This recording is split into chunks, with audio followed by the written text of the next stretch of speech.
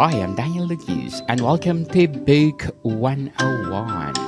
Book 101 is all about the books that I read for the last 40 years. And today I have my special guest. He has 10 years' experience in travel writing, fiction writing, content creation, creative strategy, marketing, and project management. No other than Mr. Douglas Weissman.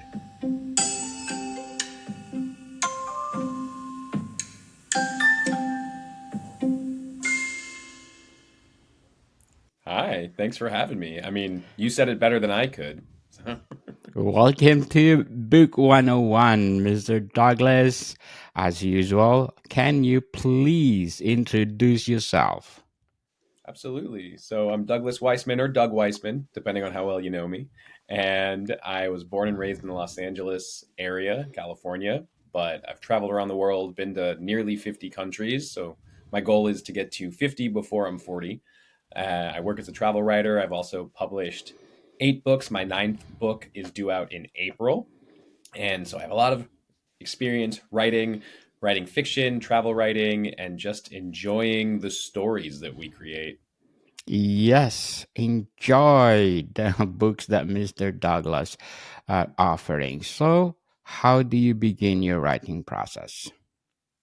Well, it's difficult because I have a 4 year old. So my writing process is never at the same time each day, but I am able to kind of dig into the swing of things by either, if I'm working creatively in fiction, I can put on a song, the same song on repeat.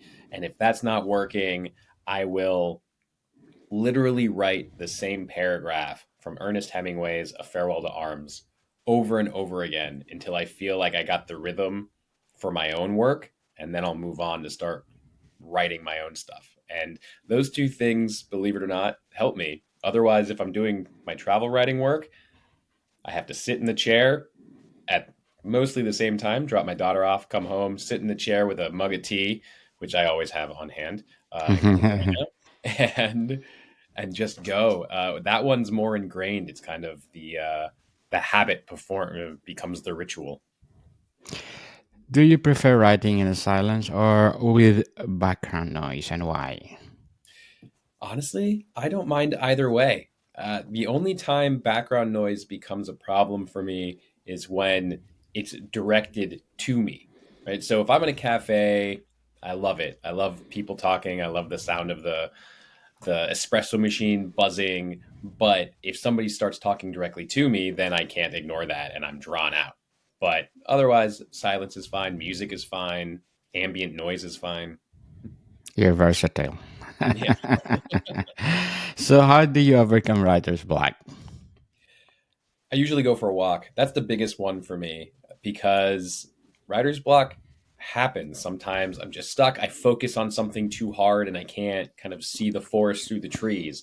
So I go for a walk. Luckily, my dog always reminds me that it's time for a walk each day. So that helps me pull myself out of that space and make sure that I can kind of reset and recharge from a different perspective. Yes. So, what tools or software do you find indispensable for writing? Honestly, I'm a little minimalist and old school, so if I just have a Microsoft Word doc open or a Google Doc open, that's all I need. I don't personally believe that anything else helps me. Those tools that shut off the internet don't help me because sometimes I need to do research and then I'm stuck. Or tools that kind of keep the distractions away, I don't necessarily find help me because then I might be worried about my daughter needing to get in contact or something like that. School needs to contact me. So I find that I'm just better focused if I leave things up, but I have the doc just taking over my screen. It's all I'm looking at, all I'm focused on. How do you incorporate feedback into your revisions?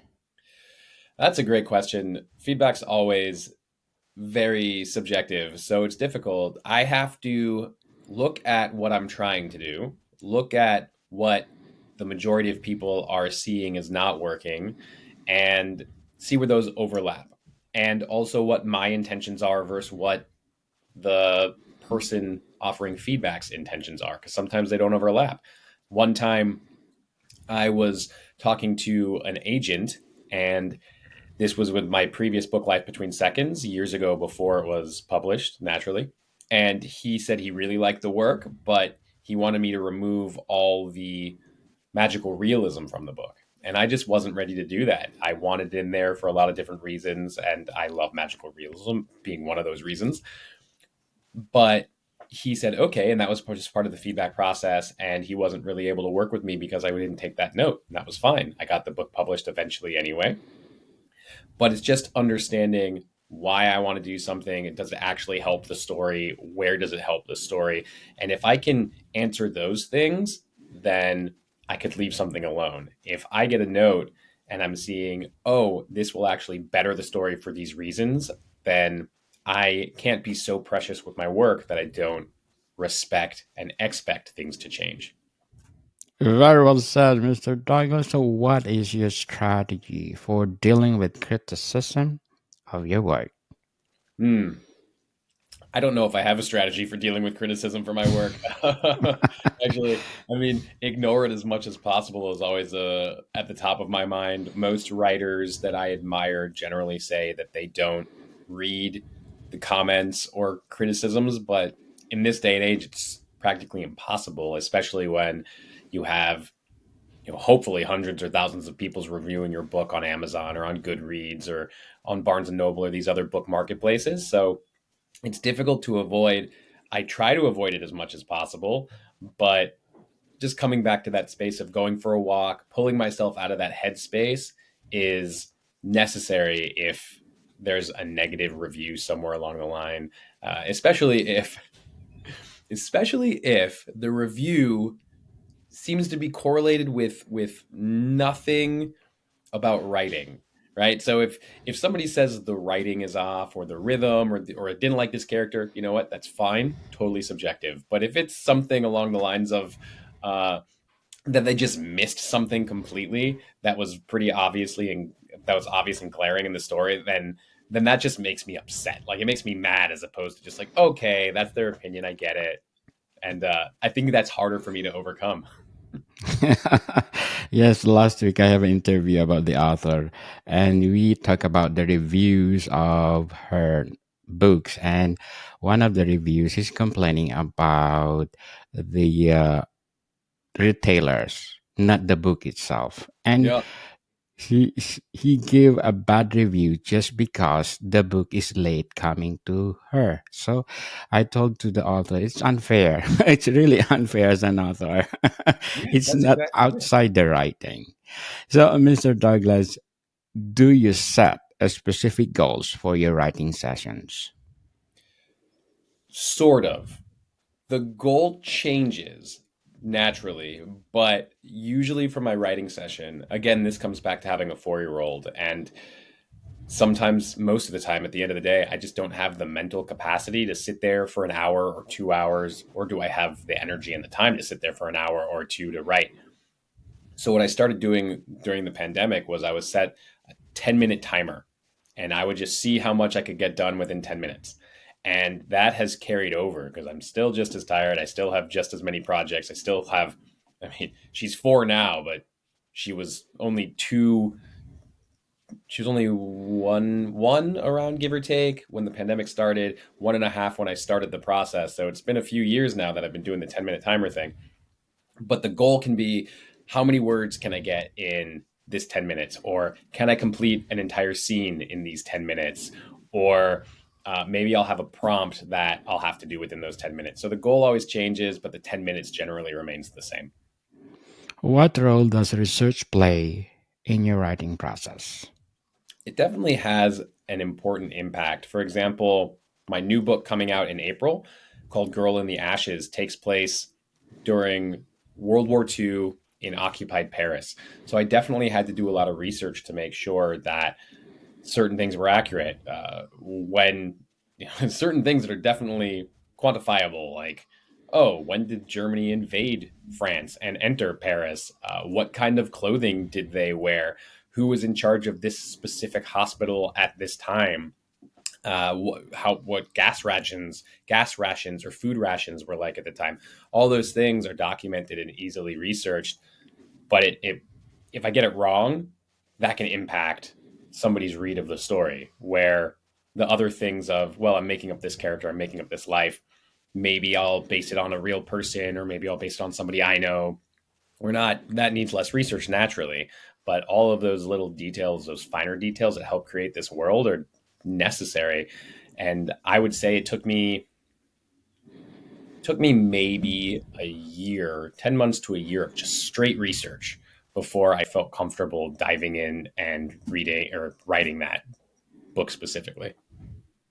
Very well said, Mr. Dog. But before we go on, I want to shout out to the people listening to my ranking tops in the last 40 days, because in Bhutan I got number 6 on the Apple chart, Taiwan at 34, Jamaica at 56, Cameroon at 68, Thailand at 97, South Africa at 115, Cambodia at 114, and a lot more.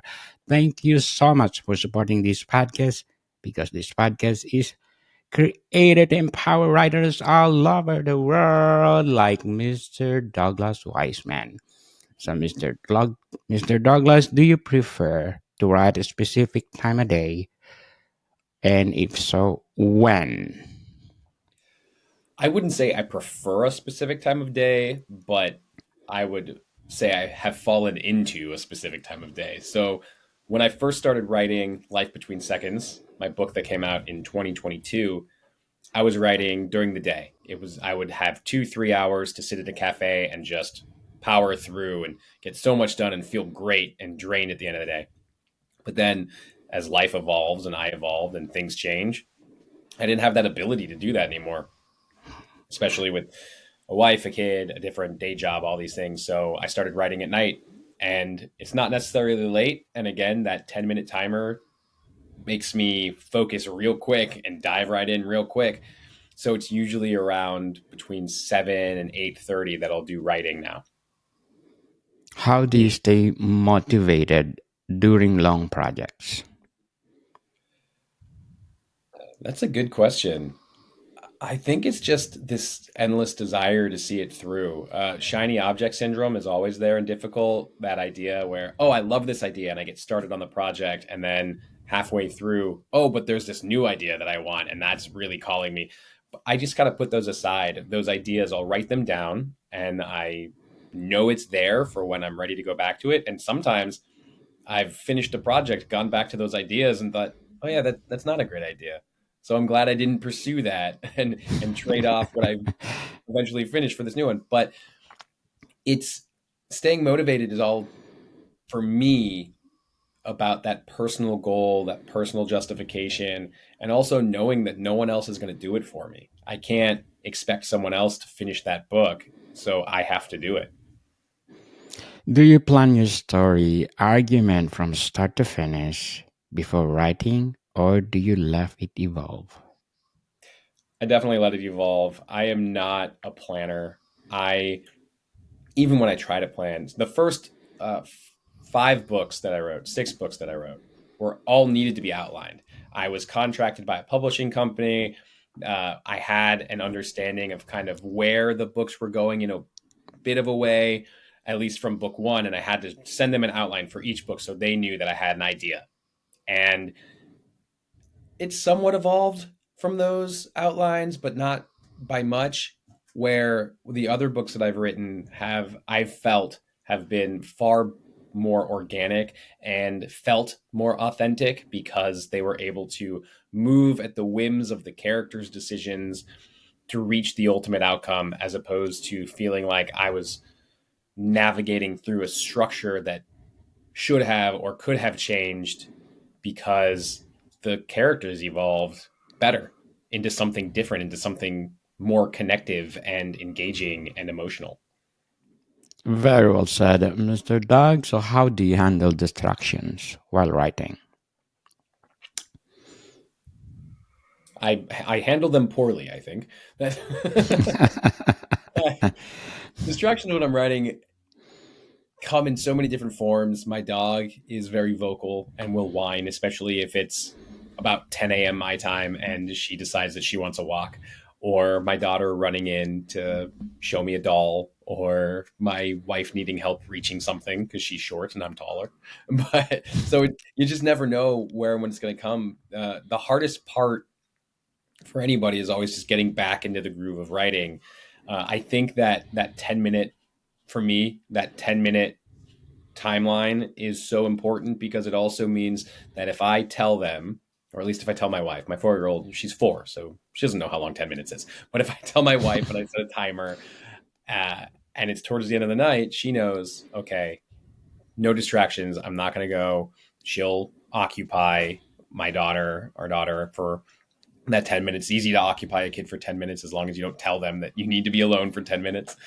And that's helpful, but it's so difficult in the moment to feel like you're ever going to get that time back. And I think that's what stresses me out the most. And possibly a lot of writers, that idea of once distracted, you're never going to get back into the zone, but you will. And kind of giving yourself that grace and understanding and the time to get back, to get sucked back into things is really important. There was a story that Gertrude Stein, I don't know if it's true or not, but I like it, so I want it to be true.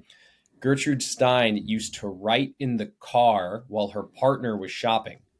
And so it's just that idea where if you train yourself enough to focus whenever you have the chance to focus, then you could write anywhere, anytime, even after a distraction gets you. Certainly, certainly, Mr. Dog. So, what techniques do you use to enhance your vocabulary and writing style? Ooh, I don't think that I have ever enhanced my vocabulary. And the more I try to use words that I don't normally use, I think I use them wrong and then they sound terrible. But one of the things that I love is poetry to enhance my creative fiction writing. And the reason is because it's the rhythm, it's the sound of a word, where poetry allows poetic license. You can use disparate images to explain something that people generally don't let you get away with in fiction. And I've actually had debates with editors on books because I felt that the way I was talking about something was far more poetic and interesting than the way that they wanted me to do it. And so even if you're not a fan of poetry, I feel like the way that they choose words matters because of the sound half the time more than the meaning of the word. And I liked that, and I fall into that camp where I will use a word that I like the sound of even if it's not the best word for the meaning, because I think it feels more powerful in that space. And sometimes I have to justify it, sometimes it is just not going past editors and they, no matter what they say. But I think that it enhances my writing. I think that it helps me with the way that I reread things, because then I'll get into a rhythm and I'll see that the language is there, and that always I always come back to that. Very well said, Mr. Douglas. But before we go on, I'm inviting you to listen to my other podcast, people. Food 101, our fourth season with Chef Alessandro, one of the best executive chefs in one of the five-star restaurants in downtown Toronto. Please do listen to our latest episode. We talk about Ossobuco and Polenta. It's all about our Food 101, Volume 12, Italian cuisine. Plus one more. Our books are out. Not only one, but 13 volumes, people. Food 101, Volume 1, Basics. Until 13 is only the books that you need. How to create a delicious food. Available on Amazon and leading online bookstores worldwide. So, Mr. Dog, how did you balance between being descriptive and being concise? I will opt on being descriptive any day of the week over concision. I am not a concise writer, and I know it. That's why I don't write short stories. But I mean, speaking of Asabuco and Polenta, one, it makes my mouth water, but two, it's the exact type of thing that I would put into my story, because I think food is a cheat code where anytime you can write about food, it gets people immediately engaged because you're talking about sensory details they understand, the flavor of something, the smell of something, the sound of something. And I think that sensory details like the way something tastes or sounds or smells is far more interesting than the way something looks. And it gets people more engaged when describing it that way. So I will take 4 pages describing a dinner instead of 1 page to tell people that the dinner looked large. No, I want them immersed. I want them there. I want them tasting the food. And I don't care how long it takes because they're more likely, in my opinion, to stick around to see what I'm going to describe next and be Definitely describe the food, how delicious it is. In what ways do you seek out inspiration for your writing? Oh, in so many ways. I mean, I find inspiration everywhere. I think it's one of the joys of just keeping my eyes open. I love, I guess this sounds creepy, but I love sitting in a restaurant or a cafe and overhearing what people are talking about. And sometimes that becomes inspiration for a conversation in my story. I love going to gardens, going hiking, because that way my mind just looks out. I'm more present, and then I connect things because I'm not seeking answers. They just come to me in that way. Reading, I love reading. I love movies. Let me just say, I also hope that any writers out there also love reading because why are you trying to write a book if you're not reading books, right?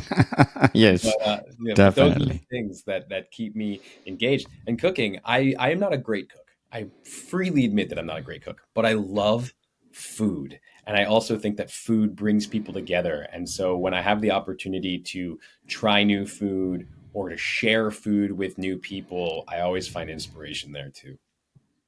Well done, Mr. Dog. So, how do you prioritize projects when working on a multiple pieces?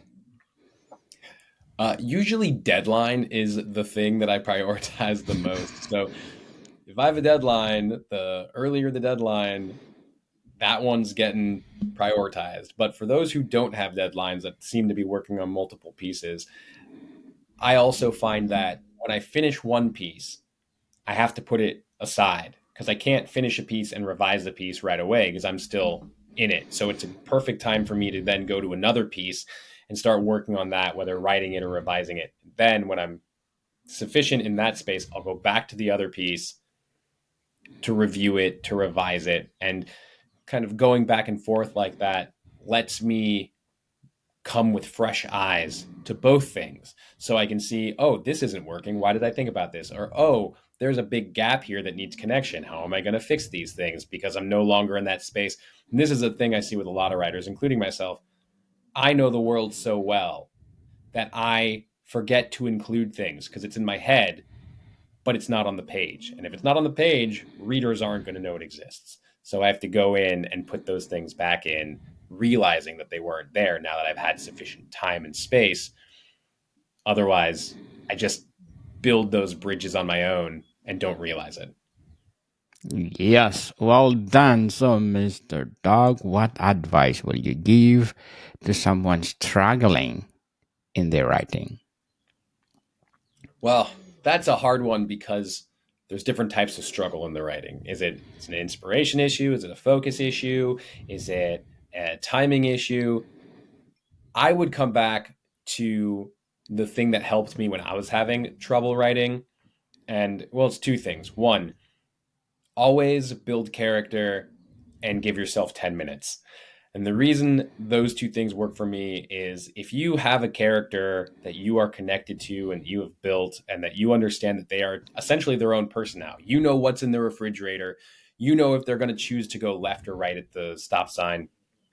The reason it works so powerfully is because you could take that character and put them in any situation and you understand how they're going to react. So you have a story no matter what happens because you know this person so well. And then if you're struggling with timing, if you're struggling with focus, if you're struggling with getting your story done even though it's all up here, you give yourself 10 minutes and you set a timer, no more than 10 minutes, no less than 10 minutes because in 10 minutes you don't have time to sit there and judge yourself. You don't have time to let that inner critic say it's going to be bad because you only have 10 minutes. So you just sit there, you write anything and everything that comes into your head. Maybe give yourself a prompt like, here's my character in a restaurant with their partner or with their child, and what happens next. And just something that simple in 10 minutes, you're no longer sitting there thinking, I have to get 500 words down today, or I have to complete this scene. It takes the pressure off and it makes it a little more fun and it makes it a little more playful, even though you're still doing the same thing, but you're no longer just in that pressure cooker that you create for yourself. Well done, Mr. Doug. So, what are your short term and long term goals in writing? Well, short term goals, definitely marketing my new book, Girl in the Ashes, which comes out April 16th. It is available for pre order now anywhere books are sold, whether it's Amazon, bookshop.org, or Barnes and Noble. Hopefully, it'll get in Target. My last one did, so we'll see about that too. But just anywhere and everywhere you can find it. That's definitely short term goal. But long term goal is just to continue writing. I made a list the other day that I have 16 novel ideas that has at least one page connected to it. So it's just one page of whether it's notes or whether it was an interesting page that I thought was great and creative and inspiring at the time. So I have 16 of those.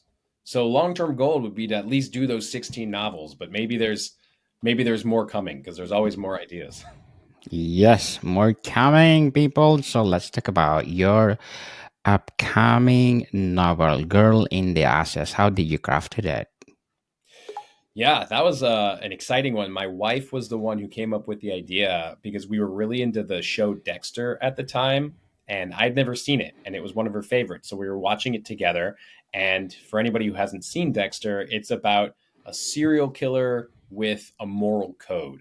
And we thought, well, what if there was a serial killer, but in World War II Paris? And so I kind of ran with that idea. There's a serial killer, she's a female, but rather than us doing that cat and mouse game where you follow a detective or some police entity looking for the serial killer, I thought it would be far more interesting if we followed the serial killer. So the story is about Odette and her not only ability to hide what she's doing within the chaos of war, but also why is she doing it? Who is she protecting? Who's protecting her? And then how her experience kind of opens the floodgates to more harm rather than safety. Yes, Girl in the Ashes. What behind the title of your late upcoming novel? Yeah, well, that is an interesting one. One, I love that title. I was very proud when I came up with it. But part of the reason for that title is because Odette, this is not a spoiler. You learn very quickly about this. So I just want everybody to know I'm not spoiling anything. Odette, as I mentioned, is a serial killer, and she hides the victims of her bodies, or excuse me, the bodies of her victims. She hides the bodies of her victims in pottery. So she removes all the limbs, throws them all into a kiln, and boils it down basically, or excuse me, that's not the process. The process is she removes all the limbs, kind of gets everything going, melts everything down, and then also uses the bones within the clay to make the pottery. So it's kind of very sustainable in a way. But that's where it came from. Girl in the Ashes is because of the bone dust and the creating the pottery out of the bones and these types of things. What inspired you to write this novel?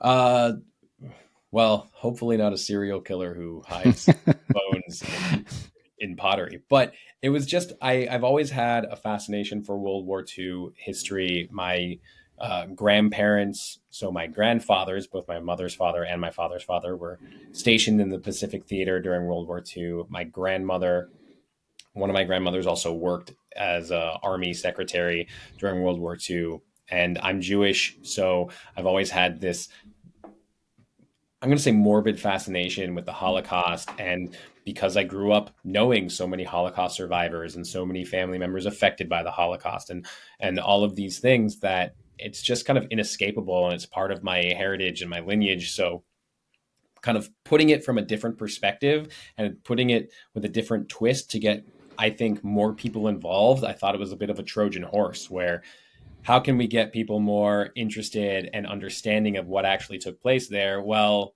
true crime's really popular. Serial killers are really interesting. And when my wife said, "Oh, I wonder what would happen if there was a Dexter character in Ghost of Paris," I just rolled with it. Well done, Mr. Doug. So, can you describe the research process you undertook for the storyline of Girl in the Ashes?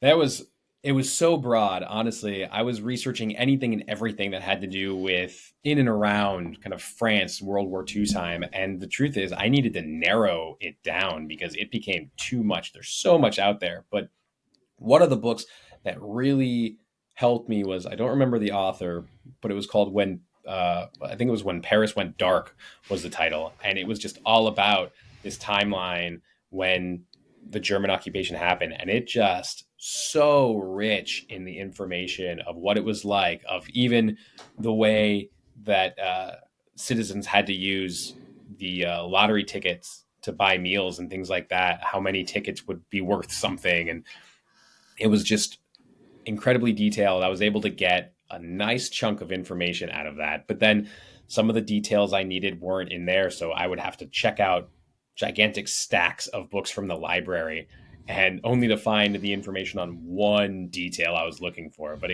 it came out worth it in the end. So, who are your literary influences, and did any of them impact this work, Girl in the Ashes? I would say that Nicole Krauss is definitely one of my influences. I love her books. She always comes with this kind of, I don't know how to say it. There's this type of whimsy that she has in her books that isn't necessarily magical, and it's not necessarily lighthearted, but it feels uplifting in a way. And so her novel, History of Love, is one of my favorites of all time. And I always feel like I come to stories with that, or I want to come to stories at least with that sense of whimsy, just something that's left of center. It's a different perspective, such as this being from a serial killer's point of view, or my other book, Life Between Seconds, where there's this magical realism aspect. So just something it's never straightforward, and it's never what you expect. So no, Nicole Krauss is definitely one, and Tom Robbins is another, and he's another similar. You never know what you're going to get with him, and the way that he comes to stories. He hasn't written in a while, but he's still alive as far as I know. So, but uh, I love their work, and Catherine Dunn similarly. She wrote Geek Love. She has a new book out. She passed away a few years ago, but I think her recent book was published post mortem. I haven't had a chance to read it yet, but Geek Love just blew my mind when I read it. I mean, it was so different. I'd never read anything like it before, and it was the first book that I read where I thought, you can do that. Yes, indeed, you can do that. So, how do you approach character development in The Girl in the Ashes? I am definitely one for interviewing my characters. I will sit there. I will literally ask them questions like I'm interviewing them, like you are with me, and to get as many answers as I can to get a better understanding. And then when I have that, I mean, I just do the thing that I mentioned earlier. I will put a character in a room and with a prompt that just is something silly, like, oh, they have a rug, a frying pan, and their next door neighbor all in a room. What happens? And so I have to use the rug and talk about it. I have to use a frying pan for something, and I have to engage with the neighbor in some way. And now I have 10 minutes to write this scene. What's going to happen? And it helps me understand the character better, in this case Odette better, because I'm just giving her motion and movement and making her react and act on her own based upon what I know from the interview. And some things change. Some things I'm like, oh, so she doesn't actually like dogs, she actually is a cat person or something. But it's just those little things can really flesh out someone, where even if it doesn't make it into the story directly, it makes them feel more depth and more richness. Yes, richness. So, what was the most challenging part of writing process of Girl in the Ashes? Well, I wrote most of it. So Girl in the Ashes is about 90-95% written in those 10-minute sprints. So I think the most challenging part for that story was one, doing all the research, but then getting that book finished in those 10 minutes. I mean, it was 6 days a week, 10 minutes for 2.5, 3 years. But it got it done. Yes, and congratulations, Mr. Doug. So, what message or theme did you hope readers will take away from the Girl in the Ashes? Ooh, well, hopefully it's not killing people. That would be a terrible one. But I think it's just that idea. I mean, there's a very, I don't want to say generic idea about World War II fiction of just kind of the lessons that should be learned, but the parallels across the world are pretty clear, especially with what's going on in the Middle East or what's going on in Russia and Ukraine, or it's just that idea of othering people. And it's not, there's not this big jump between othering people at the beginning, leading down to a Holocaust. It's the banality of evil, the fact that most of the people were normal, regular, everyday parts of family, parts of this and that, parts of the fabric of community and life that ended up doing or being a part to of or privy to this atrocity that wasn't just 6 million Jews. It was also a large percentage of Romani. It was also LGBTQI plus communities. I mean, it's just when you other anyone, it's so easy to then distance yourself from them as people. And it's not that that is the main message I was working with, but it's clear to see how quickly it devolves. Yes, very well said, Mr. Doug. So, how do you feel about adaptation of your work, be it in film, TV, or theater? I'm all for it. Let's bring it. Anybody out there that wants to do it, let me know. Yes, people, let's bring Girl in the Ashes in a series or a movie or a film. Okay, so please do reach out to Mr. Douglas Weissman. And speaking of movies, I'm promoting my book. No, movie 101 review. Please do listen to my latest episode. I interviewed the executive producer of Hope Studios. They're producing a good movie this coming April called The Hopeful, Emmy award winning director. So please do listen to my latest episode, Movie 101 review. So, Mr. Douglas, what your taken of self-publishing this versus traditional publishing? I don't know if I necessarily have a take in terms of if one's better than the other. I know I prefer traditional publishing just because I've seen what self publishing takes. And I mean, you just have to do it. You have to be everything when you self publish. I think that one of the misconceptions that writers have about self publishing is how easy it is. Well, yes, it's easier to get your book on a platform such as Amazon, but it doesn't mean it's easy to get people to read it.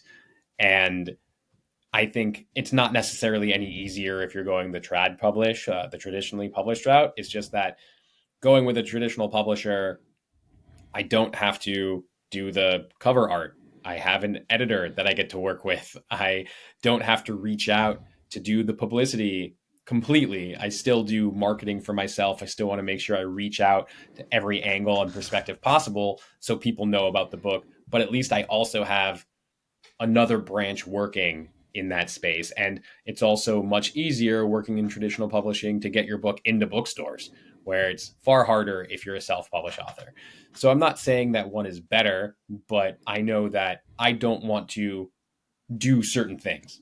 I don't want to do PR. I don't want to do the cover art. I don't want to edit my book. I've edited a bunch. I want another eye to make it better. And so doing those things with a traditional publisher for me takes that pressure off.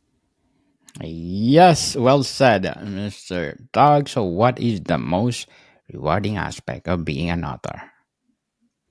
For me, it's getting those stories out, it's sharing those stories. I'm a storyteller. I don't care how the story comes. If it's in a short story, if it's in a novel, if it's in a song, if it's in a movie, I just want those stories to be out there. I love hearing stories. I love sharing stories. I love collecting stories. So for me to know that other people are engaged with it, and whether they're learning from it or angry at it or something, as long as they're feeling something within it, is what matters most to me.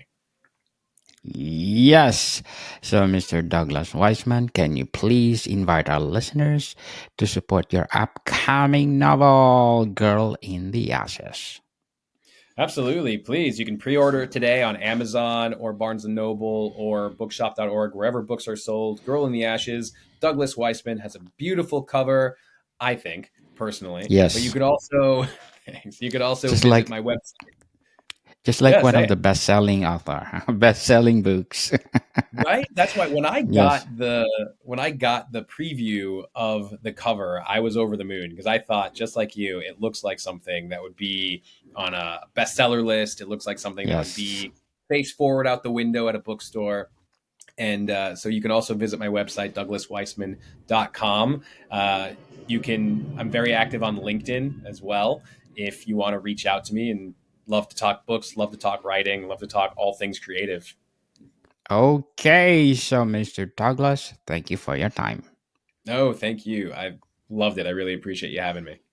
Thank you. And thank you, FacePod, for being the number three best book podcast on the planet. Thank you so much. More to come, people. See you soon.